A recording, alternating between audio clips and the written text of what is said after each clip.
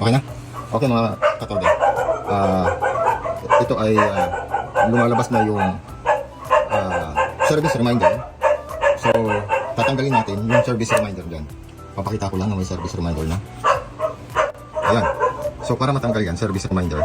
At saka yung nagbiblink to. Ayan. Tatanggalin natin. So, ang proseso, mga katoda. So, patayin nyo natin dahil naka-switch. Naka-kill switch. Ito, naka-kill switch din to. Yung naka-kill switch.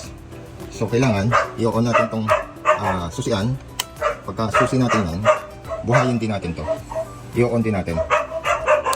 Yan. So, pagka buhay nyan, patayin na natin to. Tapos, so naka-on na ito yung kill switch. I-push natin tong letter N. Ito may letter N. Huwag nating bibitawan hanggat hindi natin nabubuksan to. Hintayin natin mag-blink yung parang nakatala. So, naka-switch on na to. Ito na lang si switch on natin habang nakapindot dito. Huwag nyo tatanggalin dito. After 5 seconds, magbilang ka na ng 1, 2, 3, 4, 5. So, ready. Ayan na. Ayan. So, may lalabas dyan na service reminder. Ayun. So, pag lumabas na yan, ito na yung pindutin nyo. Madiin. Ayan. Madiin.